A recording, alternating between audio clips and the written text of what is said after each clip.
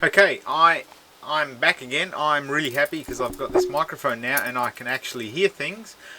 So I'm going to make a really quick video just to show you what I did today. Didn't do much because I had some other issues with the computer.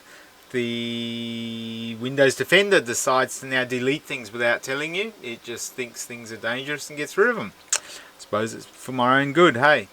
So I told you about these yesterday. I got knobs on here now. There's a little nut down inside there and they screw into there and they clamp the is this gonna focus? Is this gonna focus somewhere here? Ah, here we go. Clamps the I don't know, sorry.